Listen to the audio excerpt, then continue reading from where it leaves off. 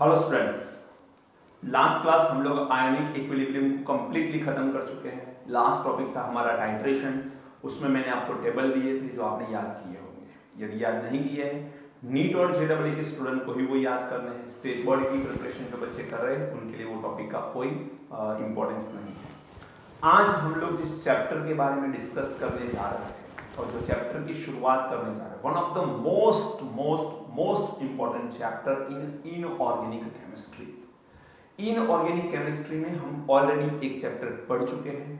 उस चैप्टर को हम बोलते हैं पीरियोडिक टेबल, जो ऑलरेडी हम खत्म कर चुके हैं। आज हम लोग एक और नया चैप्टर स्टार्ट करने जा रहे हैं। दोनों कनेक्टेड है एक दूसरे के साथ।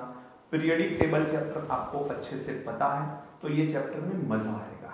और ये चैप्टर यदि आपको समझ में आया तो ही आप लोग 12th में एक चैप्टर है कोऑर्डिनेशन कंपाउंड करके, उसकी आपको समझ आएगी। पी ब्लॉक हम 11th में भी थोड़ा पढ़ेंगे और पी ब्लॉक को हम लोग 12th में भी पढ़ेंगे। 13 एंड 14 नंबर के ग्रुप जो है पी ब्लॉक के वो 11th में है। 15, 16, 17 एंड 18 जो है वो 12th में है। Then after S block. तो ये सारे पॉइंट को समझने के लिए आपको ये केमिकल बॉन्डिंग चैप्टर समझना बहुत जरूरी है। जब तक केमिकल बॉन्डिंग चैप्टर की समझ नहीं होती, बाकी के चैप्टर में दिक्कत आती है बच्चों को। दूसरा एक इंपॉर्टेंट पॉइंट, नीट और जेडब्ल्यू की कोई भी एग्जाम उठा के देख लीजिए, मिनिमम 4 क्वेश्चन पूछे गए हैं यही चैप्टर में से। एक सिंगल चैप्टर में से मिनिमम 4 क्वेश्चन आते हैं, राइट। ये इंटर रिलेटेड है डिफरेंट चैप्टर के साथ और ये एक अकेला ऐसा चैप्टर है जिसमें से 4 से 5 क्वेश्चन तक पूछे गए हैं। तो यहां से हम लोग ऐसा बोल सकते हैं कि बहुत सारे क्वेश्चंस आते हैं, तो आप लोग इसे इग्नोर किए बिना बहुत ध्यान से समझना। ये चैप्टर को जितना अच्छे से अंडरस्टैंड करोगे, आगे जाके आपको इतना ही पावरफुल कॉन्फिडेंस आपको देगा ये चैप्टर। रीजन ये है कि इसके क्वेश्चन दिक्कत भी बहुत देते हैं, तो आपको समझने पड़ेंगे टॉपिक को। ओके, हमें समझना है chemical bonding and molecular structure. वैसे आई थिंक चैप्टर नंबर 4 है बुक के अंदर, but chapter number is not important chapter है। केमिकल बॉन्डिंग से ही हम इसे जानते हैं, शॉर्ट में केमिकल बॉन्डिंग ही इसे बोलते हैं। तो chemical bonding and molecular structure ये चैप्टर हम स्टार्ट करने जा रहे हैं। केमिकल बॉन्डिंग वर्ड बहुत कुछ बताता है कि केमिकल की बॉन्डिंग। अब केमिकल क्या है बेटा? Chemical is nothing but the different atom and different molecules, right. तो डिफरेंट एटम या डिफरेंट मॉलिक्यूल के बीच में बॉन्डिंग क्यों होती है, और बॉन्डिंग होती है तो किस वजह से होती है? ये सारे सवाल के आंसर इस चैप्टर में हम देंगे आपको।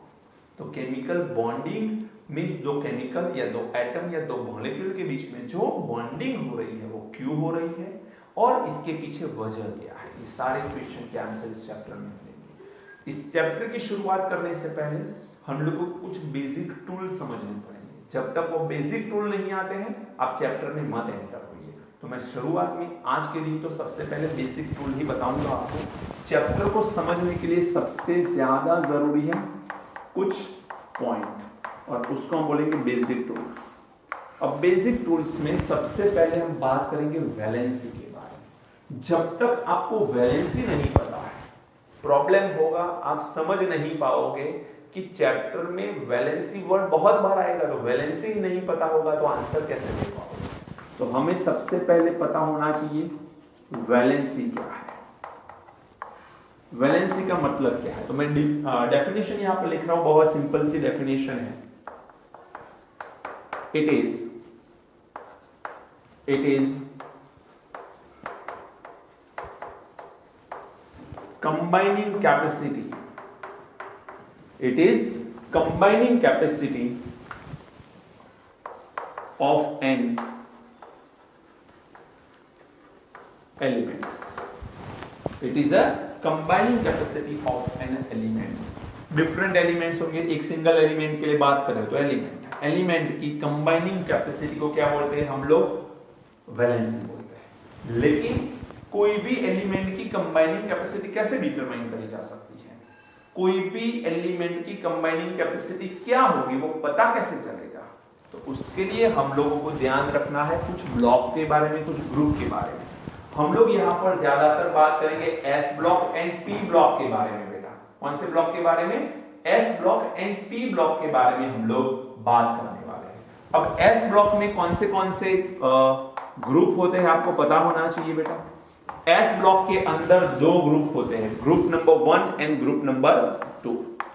ग्रुप एंड पीरियड क्या होते हैं, अब ये क्वेश्चन नहीं होना चाहिए आपके दिमाग में। दो ग्रुप यहां पर होते हैं एस ब्लॉक के अंदर, group number 1 and group number 2। P block की मैं बात करूं तो पी ब्लॉक के अंदर कहां से कहां तक ग्रुप होते हैं बेटा, group number 13, group number 14, 15, 16, 17 and 18। तो ये ग्रुप नंबर आते हैं पी ब्लॉक, राइट। अब आप लोगों को ये पता होना चाहिए कि पी ब्लॉक के ग्रुप नंबर कौन से है, एस ब्लॉक के ग्रुप नंबर कौन से। जब तक ये नहीं पता होगा आपको वैलेंसी के बारे में कुछ समझ नहीं आने वाला। अब बेटा समझते हैं कि एस ब्लॉक जो है वो पहला ग्रुप है, और पहला ग्रुप है तो उसकी आउटरमोस्ट शेल के अंदर नंबर ऑफ इलेक्ट्रॉन कितने होते हैं, 1। तो उसकी आउटरमोस्ट शेल के अंदर नंबर ऑफ इलेक्ट्रॉन होते हैं 1। दैट मींस इसकी इलेक्ट्रॉनिक कॉन्फ़िगरेशन क्या आएगी, NS1। सेकेंड ग्रुप की इलेक्ट्रॉनिक कॉन्फ़िगरेशन क्या आती है, NS2। ग्रुप नंबर 13 की मैं बात करूं तो इलेक्ट्रॉनिक कॉन्फ़िगरेशन आएगी NS2NP1। आपको पता है कि पी ब्लॉक के अंदर आउटर मोस्ट शेल में जो पी ऑर्बिटल होती है उसमें लास्ट इलेक्ट्रॉन एंटर होता है। लास्ट इलेक्ट्रॉन जिस ऑर्बिटल के अंदर जाता है उस ऑर्बिटल के हिसाब से वो एलिमेंट उस ब्लॉक का हो जाता है। तो यहां पर पी ऑर्बिटल के अंदर लास्ट इलेक्ट्रॉन एंटर हुआ तो 13 नंबर का ग्रुप जो है वो पी ब्लॉक का ग्रुप है, ऐसा हम बोल सकते हैं। 14 की बात करें तो इलेक्ट्रॉनिक कॉन्फ़िगरेशन आएगी NS2NP2। 15 की बात करें इलेक्ट्रॉनिक कॉन्फ़िगरेशन आएगी NS2NP3। 16 की बात करें तो आएगी NS2NP4। 17 की बात करें तो NS2NP5 एंड 18 की बात करें तो NS2NP6। बात समझ आई, ये ग्रुप नंबर आ गए और उसकी आउटर शेल की इलेक्ट्रॉनिक कॉन्फ़िगरेशन आ गई। अब आउटर शेल की इलेक्ट्रॉनिक कॉन्फ़िगरेशन को थोड़ा और डिटेल में अच्छे से समझते हैं। देखो 13 नंबर का ग्रुप जो है उसकी आउटर शेल में NS2NP1 इलेक्ट्रॉन है। एक एग्जांपल ले रहा हूं मैं, मान के चलो 13 नंबर का एलिमेंट है एल्यूमिनियम। अब बाय चांस 13 नंबर का एलिमेंट है वो 13 ग्रुप से ही बिलोंग करता है, आपको पता है। 14 नंबर का एलिमेंट 14 ग्रुप से बिलोंग करता है, 15 नंबर का एलिमेंट 15 नंबर के ग्रुप से बिलोंग करता है, पता होगा आपको। तो 13 नंबर का एल्यूमिनियम जो है, 13 नंबर का एलिमेंट एल्यूमिनियम, वो 13 नंबर के ग्रुप से बिलोंग करता है। अब इसकी इलेक्ट्रॉनिक कॉन्फ़िगरेशन में लिखूं तो क्या लिख सकता हूं, 1s2, 2s2, 2p6, 3s2 and 3p1। ये इसकी इलेक्ट्रॉनिक कॉन्फ़िगरेशन हो सकती है, राइट। अब इसमें ये जो थर्ड नंबर है, आप जरा गौर से देखिए, ये प्रिंसिपल क्वांटम नंबर है और ये दोनों के प्रिंसिपल क्वांटम नंबर सेम है, तो ये दोनों को कंबाइनली, ये प्रिंसिपल क्वांटम नंबर सेम है तो दोनों को कंबाइनली मैं क्या बोल सकता हूं, दोनों को कंबाइनली मैं बोल सकता हूं आउटर मोस्ट शेल। क्या बोल सकते हैं बेटा, आउटर मोस्ट शेल बोलते हैं इसे। ये जरा ध्यान रखने की बात है। आउटर मोस्ट शेल में कितने इलेक्ट्रॉन हैं, तो outermost shell third number की है, उसमें 2 इलेक्ट्रॉन s के अंदर है और 1 इलेक्ट्रॉन p के अंदर है। दोनों का टोटल करिए तो जो आउटर मोस्ट शेल है उसमें जो इलेक्ट्रॉन आएंगे उसी को हम लोग बोलेंगे वैलेंस इलेक्ट्रॉन्स। क्या बोलेंगे बेटा, वैलेंस इलेक्ट्रॉन। तो वैलेंस इलेक्ट्रॉन किसे बोला जाता है, सबसे पहले तो ये चीज को समझिए। Valence electron outermost shell के इलेक्ट्रॉन होते हैं। आउटर मोस्ट शेल किसे काउंट करोगे, प्रिंसिपल क्वांटम नंबर सेम है, उस सारी ऑर्बिटल को साथ में ले लो, उसी को आउटर मोस्ट शेल बोलेंगे। देन आफ्टर 2s2 2p6 जो थोड़ी इनसाइड ऑर्बिटल है, इसे हम लोग बोलते हैं इनर शेल। इस शेल को क्या बोलते हैं बेटा, इनर शेल बोला जाता है। एंड जो 1s2 है, 1s2 को हम लोग बोलते हैं इनर मोस्ट शेल। 1s2 को बोलते हैं हम लोग इनर मोस्ट शेल। तो हमारे पास एक इनर मोस्ट शेल है, एक इनर शेल है एंड एक आउटर मोस्ट शेल है।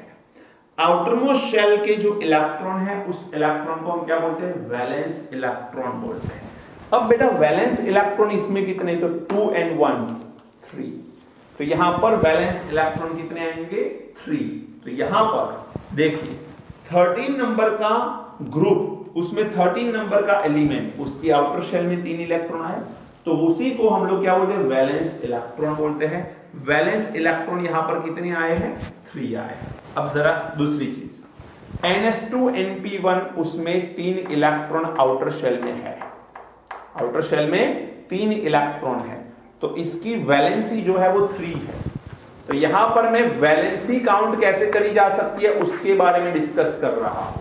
तो 13 नंबर की वैलेंसी 3 है, 14 नंबर का ग्रुप है तो उसकी वैलेंसी 4 होती है। थोड़ा नीचे लिख लेता हूं इसे, इनर शेल। ओके, 14 नंबर की आउटर शेल में 4 इलेक्ट्रॉन होते तो इसकी वैलेंसी 4 होती है। वैसे ग्रुप नंबर 2 की वैलेंसी 2, ग्रुप नंबर 1 की वैलेंसी 1 होती है। तो दीज आर दी वैलेंसी 1 2 3 4। तो यहां पर किसी की भी वैलेंसी तय कैसे करी जा सकती है, तो valency is equal to number of valence electron. Valency is equal to number of valence electron, इसी को वैलेंसी बोलते हैं बेटा। लेकिन ध्यान रखना इन्वर्टेड कॉमा कि नंबर ऑफ वैलेंस इलेक्ट्रॉन वाला जो पॉइंट है वो ग्रुप नंबर 1 2 एंड 13 14 के लिए ही एप्लीकेबल है। तो ये सिर्फ फॉर्मूला किसके लिए एप्लीकेबल है, ग्रुप नंबर 1 2 13 14। ग्रुप नंबर 1 2 13 14 के एलिमेंट के लिए valency is equal to number of valence electron होता है। तो फिर ग्रुप नंबर 15 से लेके 18 के लिए क्या है, तो उसके लिए यहां पर इलेक्ट्रॉन 4 से बढ़ रहे हैं। 4 से जब इलेक्ट्रॉन बढ़ते हैं तो वैलेंसी का फॉर्मूला चेंज हो जाता है, 8 minus number of valence electron. 8 minus number of valence electrons करेंगे तब हमको वैलेंसी मिल जाएगी। तो 8 minus number of valence electron कर लो, वैलेंसी मिल जाएगी बेटा। लेकिन 8 minus number of valence electron, तो यहां पर नंबर ऑफ वैलेंस इलेक्ट्रॉन कितने 3 and 2 5, तो 8 माइनस 5 करोगे आप तो इसमें 8 माइनस 5 करना पड़ेगा। तो इसकी वैलेंसी कितनी बनेगी बेटा 3 बनेगी इसकी वैलेंसी। बात समझ आई कि नहीं। यहां पर आप देखो तो 4 and 2 6, तो यहां पर आएगा 8 माइनस 6, तो इसकी वैलेंसी कितनी बनेगी 2। इसमें आप देखो तो 7 है तो 8 माइनस 7, तो यहां पर आएगा 1, और यहां पर आप देखो 6 and 2 8, तो 8 माइनस 8 इसकी वैलेंसी कितनी बनेगी 0 बनेगी। तो ये वैलेंसी कैसे निकालते हैं उसका तरीका, लेकिन ये तो तभी आएगा ना आपको जब आपको पता हो एलिमेंट कौन से ग्रुप का है। तो अब सोचो कि पीरियोडिक टेबल यदि याद नहीं है तो दिक्कत आएगी। पीरियोडिक टेबल में कौन सा एलिमेंट कौन से ग्रुप का है, कौन से पीरियड का है, उसे फाइंड करने का तरीका मैंने बताया है, आप लोगों से डिस्कस किया है मैंने। तो पहला चैप्टर हमने एटॉमिक स्ट्रक्चर पढ़ा था, second periodic table. Periodic table में बहुत अच्छे से हम लोगों ने इसके बारे में डिस्कस करी हुई है। आई होप आपको याद होगा, नहीं याद तो बेटा लेक्चर्स आपके साथ ही है अभी, तो आप एक बार और देख लीजिए उस लेक्चर को, क्योंकि यदि नहीं पता दिक्कत आएगी, दिक्कत में फंसोगे आप। प्लीज मेरी रिक्वेस्ट है कि आप लोग वैलेंसी ढूंढना सबसे पहले तो फाइंड कर लीजिए कि वैलेंसी किस तरह से फाइंड करी जा सकती है, राइट। ये तो बात हुई ग्रुप नंबर 1 2 एंड 13 से लेके 18 तक की। अब और एक डी ब्लॉक के एलिमेंट के बारे में भी बहुत बार क्वेश्चंस आता है, पहले आप इसे नोट करिए। ये मैं हटा दे रहा हूं क्योंकि मुझे यहां पर डी ब्लॉक के बारे में लिखना है। हो गया, चलो अब मैं डी ब्लॉक के बारे में देख रहा हूं, जरा ध्यान रखना।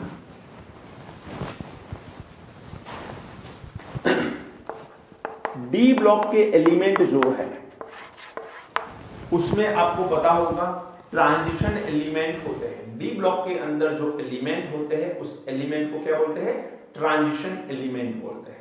अब ट्रांजिशन एलिमेंट में डिफरेंट सीरीज होती है, first transition series, second transition series, third transition series, fourth transition series, जिसको हम लोग 12th स्टैंडर्ड में डी ब्लॉक चैप्टर में बहुत अच्छे से पढ़ेंगे। डी ब्लॉक एक पूरा चैप्टर है जिसमें उसकी प्रॉपर्टी, उसका मैकेनिज्म, उसकी प्रिपरेशन सब कुछ देखने वाले हैं।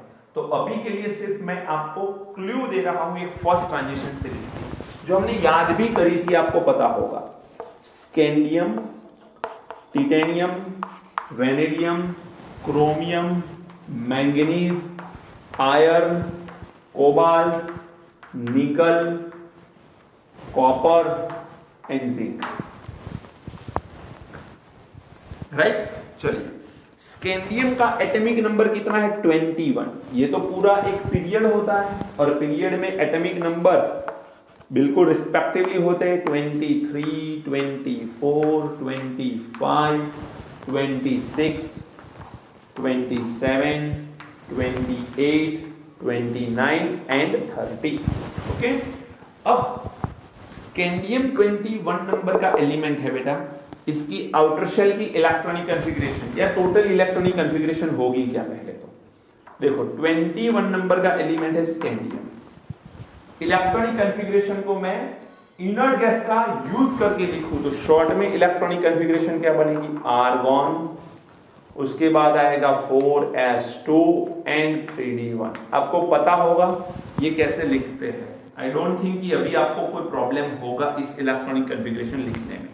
तो यहां पर मैं कहना ये चाहता हूं कि बाहर सबसे पीछे इनर्ट गैस के बाहर दो ऑर्बिटल है s एंड d, तो दोनों को यहां पर मैं साथ में लिख रहा हूं। ये है 3d1 4s2, 3d1 4s2। Titanium के लिए क्या आएगा बेटा? 3d2 4s2 या 4s2 3d2।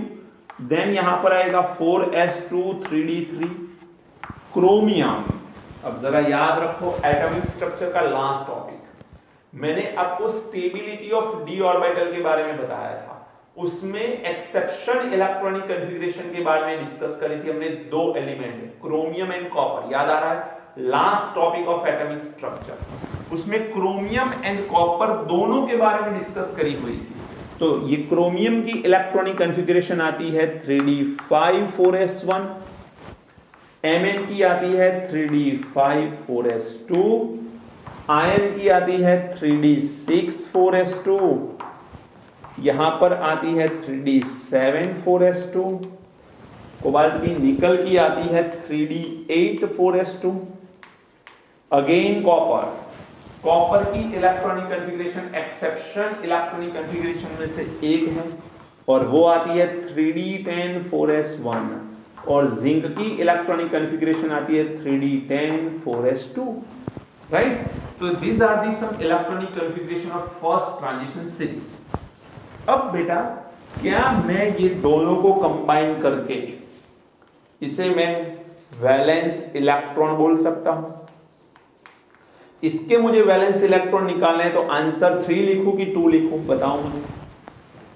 यस, आप में से सभी लोगों को लगेगा कि सर 3 एंड 4 ये डिफरेंट प्रिंसिपल क्वांटम नंबर है, और आउटर शेल का मतलब होता है लास्ट शेल में नंबर ऑफ इलेक्ट्रॉन जो है वो। लास्ट शेल यहां पर 4 नंबर का है, उसमें नंबर ऑफ इलेक्ट्रॉन 2 है, तो वैलेंस इलेक्ट्रॉन 2 आने चाहिए। दैट मींस एल्यूमिनियम का वैलेंस इलेक्ट्रॉन यहां पर 3 एंड 3, तो 2 एंड 1 3 आता था, क्योंकि यहां पर 3 प्रिंसिपल क्वांटम नंबर कॉमन था। बट यहां पर दोनों में प्रिंसिपल क्वांटम नंबर डिफरेंट है, और जब प्रिंसिपल क्वांटम नंबर डिफरेंट है तो क्या दोनों का टोटल करके लिखें? बेटा ध्यान रखने की बात है, यहां पर टोटल करना है, इसलिए तो मैंने डी ब्लॉक की अलग से लिखवाई है। क्यों करना है? ध्यान रखना, ये डी एंड एस ऑर्बिटल की एनर्जी डिफरेंस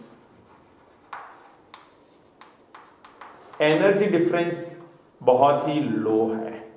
जब एनर्जी डिफरेंस बहुत लो होता है तो दोनों के इलेक्ट्रॉन को हम आउटर शेल के इलेक्ट्रॉन काउंट कर लेते हैं, दोनों के इलेक्ट्रॉन को हम लोग वैलेंस इलेक्ट्रॉन मान लेते हैं। तो यहां पर 1 एंड 2 वैलेंस इलेक्ट्रॉन कितने? 3 आएंगे।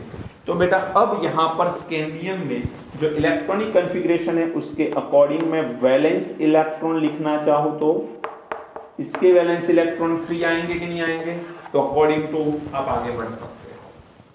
वैलेंस इलेक्ट्रॉन पूछ रहा हूं मैं, तो नंबर ऑफ वैलेंस इलेक्ट्रॉन निकालना आपको आना चाहिए।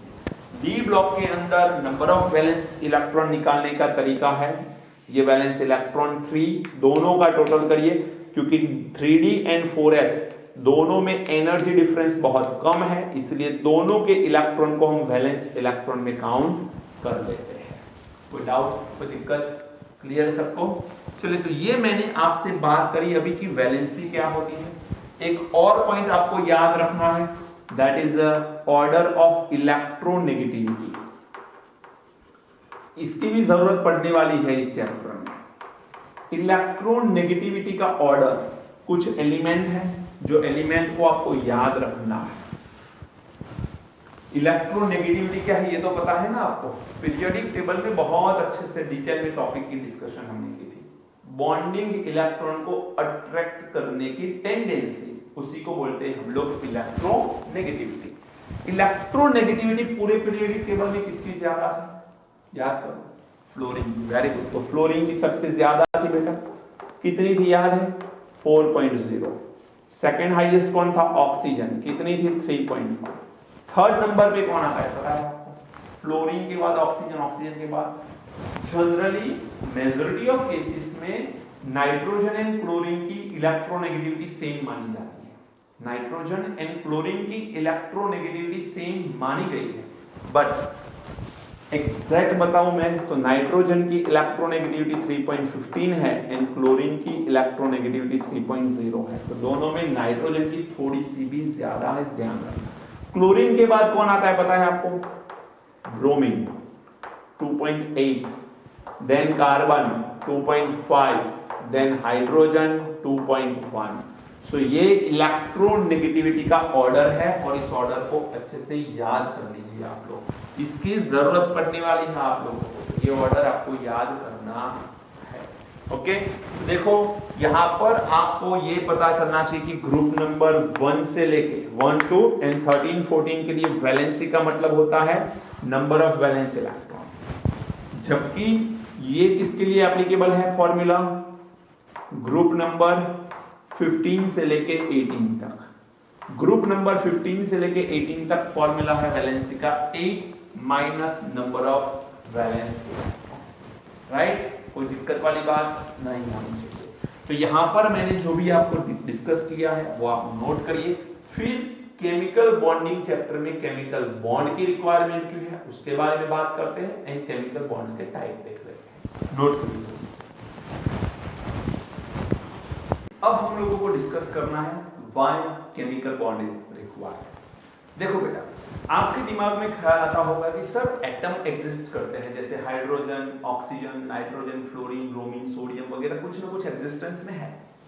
तो ये जो एटम एग्जिस्ट करते हैं तो केमिकल बॉन्ड की रिक्वायरमेंट क्यों है, उसको समझने के लिए बहुत एक सिंपल सा एग्जांपल समझो आप, कि आपसे यदि मैं सवाल करूं कि आप पढ़ क्यों रहे हो, तो किसी का आंसर ऐसा नहीं है कि हमें साइंस से प्यार है इसलिए पढ़ रहे हैं, किसी का आंसर ऐसा नहीं। एक्चुअल में आंसर क्या है पता है? कि लाइफ में स्टेबिलिटी चाहिए।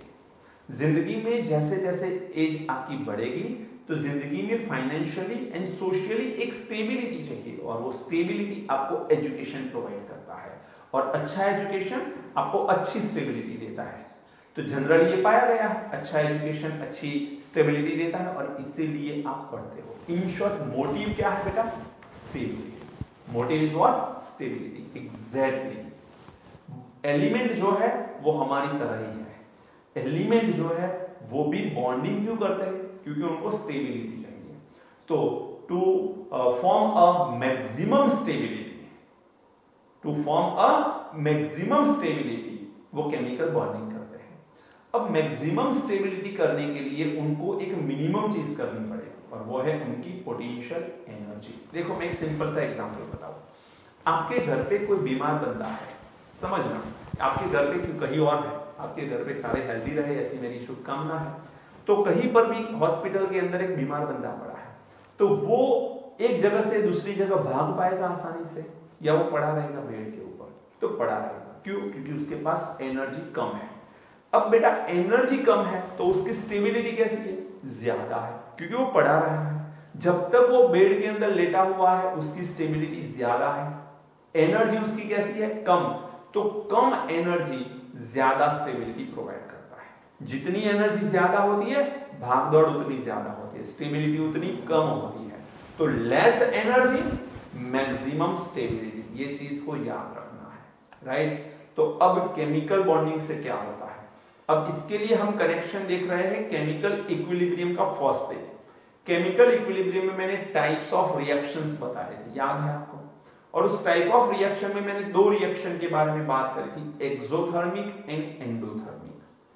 बॉन्ड का फॉर्मेशन जो होता है, बॉन्ड फॉर्म होता है, वो एक्सोथर्मिक रिएक्शन था। And breaking of bond, bond को ब्रेक करना है तो एनर्जी देनी पड़ती है, that is endothermic reaction, right. तो अब यहां पर केमिकल बॉन्डिंग की बात है, केमिकल बॉन्ड फॉर्म करने की बात है। तो केमिकल बॉन्ड फॉर्म होगा, दो एटम एक दूसरे से अट्रैक्ट होंगे, दोनों कंबाइन होंगे तो बॉन्डिंग होगी। बॉन्ड फॉर्म करने की बात है तो एनर्जी रिलीज होगी, एनर्जी रिलीज होगी। तो अब जितनी एनर्जी दोनों एटम के पास थी उसमें से कुछ अमाउंट ऑफ एनर्जी तो रिलीज हो गई। अब जब कुछ अमाउंट ऑफ एनर्जी रिलीज हो गई तो बहुत कम एनर्जी उसके पास बचेगी ना बेटा, समझ में आ रहा है पॉइंट। देखो, एक एलिमेंट है उसके पास 50 किलो जूल एनर्जी है, दूसरा एलिमेंट है उसके पास 100 किलो जूल एनर्जी है, टोटल दोनों के पास मिला के कितनी एनर्जी हुई, 150 किलो जूल, राइट। अब जब दोनों अट्रैक्शन कर रहे हैं और अट्रैक्ट होकर कंबाइन हो गए दोनों, तो कंबाइन होने के बाद कुछ एनर्जी वो रिलीज कर देते हैं। मान के चलो दोनों ने एनर्जी रिलीज करी, टोटल 100 जितनी रिलीज कर दी, तो कितनी बची, 50। इंडिविजुअली टोटल करा था तो 150 थी, 150, लेकिन अब 100 तो उन्होंने लूज कर ली बॉन्ड फॉर्म करने में, तो अब कितनी बची, 50। जो 50 किलो जूल एनर्जी है वो मिनिमम एनर्जी है, और मिनिमम एनर्जी है तो उसको स्टेबिलिटी मिलती है, समझ में आ रहा है। तो वो जो एनर्जी है उसी को बोलते हैं पोटेंशियल एनर्जी। क्या बोला जाता है, पोटेंशियल एनर्जी बोला जाता है। यहां पर हम देखते हैं why chemical bond is required, तो इसके लिए बहुत सिंपल सा आंसर है, टू अचीव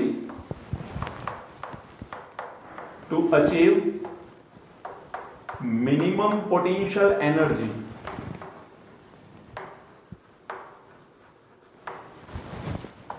एंड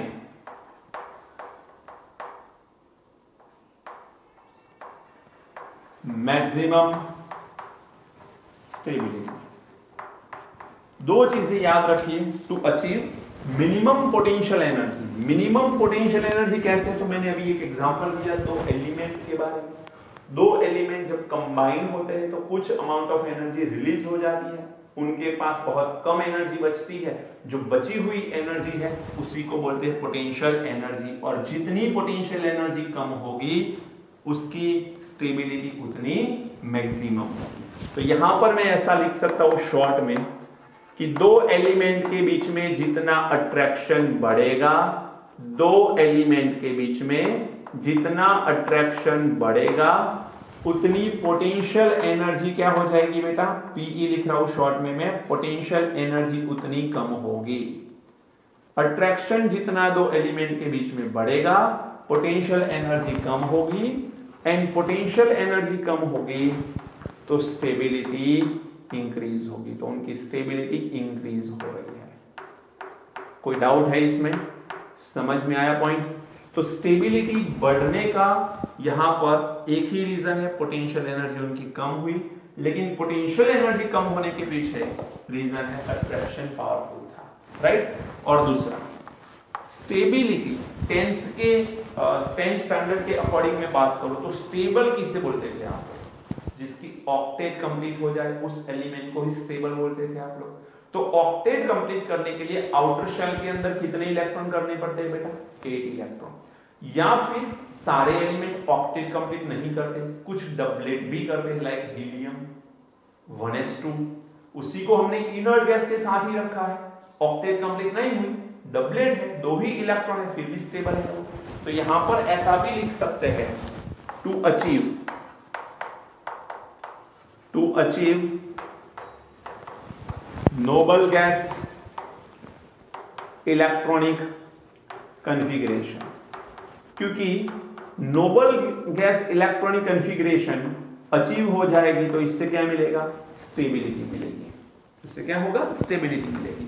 अब नोबल गैस की इलेक्ट्रॉनिक कॉन्फ़िगरेशन दो तरह की है, एक तो ऑक्टेट होती है, ऑक्टेट में 8 इलेक्ट्रॉन होते हैं आउटर शेल में, जो हम लोग लिखते हैं NH2NP6 हो जाता है वो, एंड एक हो जाती है डबलेट। डबलेट में कितने इलेक्ट्रॉन होते हैं, 2। एग्जांपल है हमारे पास helium, electronic configuration is 1s2। तो हमारे पास डबलेट एंड ऑक्टेट ये दोनों हो सकते हैं। ओके, डबलेट या इसे न्यूक्लियर भी बोलते हैं कभी कभी। तो यहां पर 8 electron 2 electron, 8 electron outer shell में हो जाए तो भी वो स्टेबल हो जाएगा, 2 इलेक्ट्रॉन आउटर शेल में हो जाए तो भी वो स्टेबल हो जाएगा। तो ये दो रीजन है जिसके कारण केमिकल बॉन्डिंग होती है डिफरेंट एलिमेंट के। अब हम बात कर रहे हैं केमिकल बॉन्ड की टाइप के बारे में। तो केमिकल बॉन्ड होता क्या है, पहले तो ये देख लें हम लोग।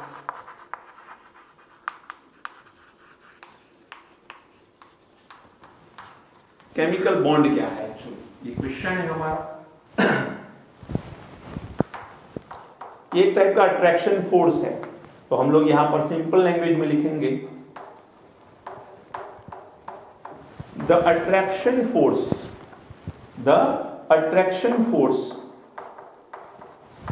which binds atoms together in the molecules or lattice। अब लेटिस क्या है तो पता चलेगा आपको, so don't worry about that, is called chemical bond, is called chemical bond. तो केमिकल बॉन्ड क्या है, बहुत सिंपल सी बात है, the attraction force which binds atoms together in the molecule or lattice is called a chemical bond। Chemical bond वो है जो atom को एक दूसरे के साथ कंबाइन करता है, बाइंड्स कर लेता है, दोनों को ज्वाइन कर लेता है, उसको ही हम लोग क्या बोलते हैं, केमिकल बॉन्ड बोलते हैं। केमिकल बॉन्ड के टाइप्स तो ऐसे देखो, ये एक टाइप का क्या है बेटा, अट्रैक्शन फोर्स है। तो इसकी मैं टाइप लिखूं तो अट्रैक्शन फोर्स है ये। अब ये अट्रैक्शन फोर्स दो तरह के होते हैं, एक अट्रैक्शन फोर्स होता है वीक अट्रैक्शन फोर्स, जबकि एक होता है स्ट्रॉन्ग अट्रैक्शन फोर्स। अब वीक एंड स्ट्रॉन्ग किस तरह से डिसाइड करें, कैसे बोले कि ये वीक अट्रैक्शन फोर्स है और कैसे बोले कि ये स्ट्रॉन्ग अट्रैक्शन फोर्स है, तो उसके लिए साइंटिस्ट ने कुछ चीज बताई है। देखो, सबसे पहले आपको बॉन्ड एनर्जी क्या है, वैसे तो थर्मोडायनेमिक्स चैप्टर हम पढ़ेंगे इसके बाद, तो उसमें आपको बहुत अच्छे से मैं समझाऊंगा कि बॉन्ड एनर्जी क्या होती है। लेकिन अभी के लिए याद रखिए कि बॉन्ड एनर्जी वो एनर्जी है जो बॉन्ड को ब्रेक करने के लिए रिक्वायर्ड अमाउंट ऑफ एनर्जी है। मान के चलो दो एटम है, एक यहां पर एक यहां पर, दो एटम यहां पर ज्वाइंट है।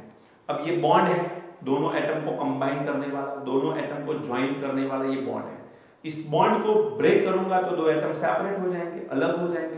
तो दो एटम के बीच में जो बॉन्ड है उस बॉन्ड को ब्रेक करके दो एटम को सेपरेट करने के लिए रिक्वायर्ड अमाउंट ऑफ एनर्जी है, उसी को बॉन्ड एनर्जी बोलते हैं। तो वीक में बॉन्ड एनर्जी बहुत कम चाहिए, तो यहां पर मैं लिख सकता हूं कि वीक अट्रैक्शन फोर्स में बॉन्ड एनर्जी जो है वो बहुत ही कम चाहिए, less than 42 kilo joule per मोल। 42 किलो जूल पर मोल से कम बॉन्ड एनर्जी की रिक्वायरमेंट है तो उसे वीक अट्रैक्शन फोर्स में मानते हैं।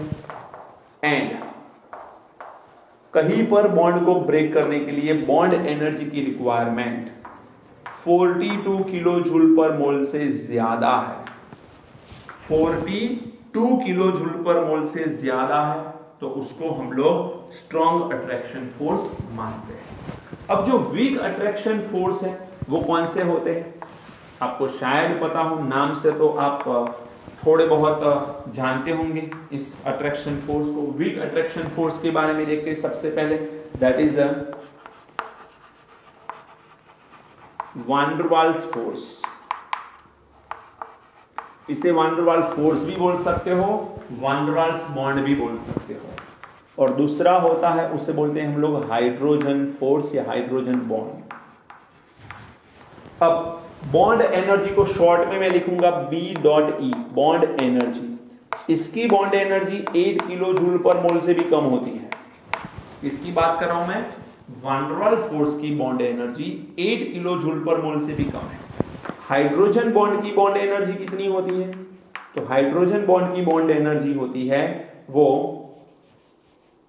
8 से ज्यादा, बट एग्जैक्ट लिखो तो 8 to 42 किलो जूल के बीच में होती है पर मोल। 8 से लेके 42 किलो जूल पर मोल के बीच में होती है हाइड्रोजन बॉन्ड की बॉन्ड एनर्जी। स्ट्रॉन्ग बॉन्ड या स्ट्रॉन्ग अट्रैक्शन फोर्स कौन से है? तो there are 4 different types of bond which are we are counting in a strong attraction force, जिसमें सबसे पहला आएगा आयोनिक बॉन्ड, दूसरा आएगा कोवेलेंट बॉन्ड, क्या बोलते हैं covalent bond, then after coordinate bond. पूरा नेम लिखना चाहो तो आप लिख सकते हो कोऑर्डिनेट कोवेलेंट बॉन्ड, कोऑर्डिनेट के पीछे इस कोवेलेंट को लगा सकते हो। और ये कोऑर्डिनेट बॉन्ड है, इसे एक और नाम से जानते हैं, that is a dative bond. ये याद रखना, एक बार सवाल एक बुक के अंदर था, डेटिव बॉन्ड कहां पर है? तो डेटिव बॉन्ड और कुछ नहीं, कोऑर्डिनेट बॉन्ड है। And fourth one is a metallic bond, metallic bond. तो ऐसे डिफरेंट टाइप्स ऑफ बॉन्ड्स है यहां पर। अब देखो, weak attraction force and strong attraction force, ये सारे बॉन्ड को ब्रेक करने के लिए 42 किलो जूल पर मोल से ज्यादा अमाउंट की बॉन्ड एनर्जी चाहिए। ये तो 42 तो एक मिनिमम एनर्जी लेवल है, बट इसमें तो बहुत ज्यादा अमाउंट ऑफ एनर्जी लगती है इस बॉन्ड को ब्रेक करने के लिए। सबसे स्ट्रॉन्गेस्ट बॉन्ड होता है आयोनिक बॉन्ड। आयंस के बीच में जो बॉन्ड होता है उसे आयोनिक बॉन्ड बोलते हैं, और जो सबसे स्ट्रॉन्गेस्ट बॉन्ड होता है। कोवेलेंट बॉन्ड किसे बोलते हैं? इलेक्ट्रॉन के शेयरिंग से जो बॉन्ड फॉर्म होता है। दो एटम है, दोनों ने अपना एक एक इलेक्ट्रॉन शेयर किया एंड बॉन्ड बनाया, उस बॉन्ड को कोवेलेंट बॉन्ड बोलते हैं। कोऑर्डिनेट बॉन्ड या डेटिव बॉन्ड किसे बोलते हैं? एक एलिमेंट इलेक्ट्रॉन रिच है, एक एलिमेंट या एक एटम इलेक्ट्रॉन डेफिशिएंट है। इलेक्ट्रॉन डेफिशिएंट इलेक्ट्रॉन चाहता है, इलेक्ट्रॉन रिच इलेक्ट्रॉन डोनेट करना चाहता है, दोनों के बीच में आपस में बॉन्ड बनेगा। इलेक्ट्रॉन रिच स्पीसीज इलेक्ट्रॉन को डोनेट करेगी, इलेक्ट्रॉन डेफिशिएंट स्पीसीज इलेक्ट्रॉन को एक्सेप्ट करेगी। दोनों के बीच में जो बॉन्डिंग होगी उसे कोऑर्डिनेट बॉन्ड बोलते हैं। एंड मेटल के बीच में जो बॉन्डिंग होती है उसे मेटालिक बॉन्ड बोलते हैं। डोंट वरी बेटा, ये तो मैंने सिर्फ आपको ऊपर समझा दिया। एक्चुअल में ये चैप्टर की शुरुआत ही इस बॉन्ड को समझाने से होती है, तो सारे बॉन्ड हम समझेंगे। ये दोनों के बारे में हम नेक्स्ट चैप्टर में ज्यादा डिटेल में पढ़ेंगे, तो अभी के लिए नेम याद रखो। देन आफ्टर ये 4 केमिकल बॉन्ड है, ये चारों केमिकल बॉन्ड को हम डिटेल में इस चैप्टर में पढ़ने वाले हैं। बहुत अच्छा चैप्टर है, कॉन्सेप्चुअल चैप्टर है, क्रैनिंग नहीं चलेगी यहाँ पर। मींस आपको कुछ भी डायरेक्टली याद नहीं रखना, रीजंस होते हैं चीजों को याद रखने के। ओके, तो ये मजेदार चैप्टर है, इसके बारे में बहुत अच्छे से हम समझने वाले हैं। क्लियर? तो यहाँ तक चैप्टर को रखते हैं। नेक्स्ट वीडियो लेक्चर में हम मिलेंगे with new concept, this are bond. ये बॉन्ड को एक्सप्लेन करूंगा मैं, लेकिन मेरी आप लोगों से हाथ जोड़ के विनती है, चैप्टर को शुरुआत से अंत तक प्रॉपर्ली समझते रहना। चैप्टर को अच्छे से नहीं समझा बेटा, फंस जाओगे, और ये चैप्टर आपको मार्क्स दे सकता है, बढ़िया मार्क्स दे सकता है। 16 मार्क्स समझने जैसा है। 4 क्वेश्चन भी आ रहे हैं, तो 4 मार्क्स का एक सवाल, तो 16 मार्क्स। 16 मार्क्स आपके टोटल में प्लस होते हैं, आप हजारों स्टूडेंट से आगे चले जाते हो, और 16 मार्क्स कम हो जाते तो हजारों स्टूडेंट से पीछे हो जाते हो। तो अपने आप को आगे रखने के लिए चैप्टर को अच्छे से समझना जरूरी है, और ये चैप्टर तो को रिलेटेड है विद अदर चैप्टर्स। ये चैप्टर समझना है, तभी बाकी चैप्टर्स भी अच्छे से समझ में आएंगे। ओके बेटा, चलिए तो आप इसे नोट करिए और प्रॉपर्ली याद कर लीजिए। मिलते हैं नेक्स्ट वीडियो लेक्चर में। Thank you, God bless.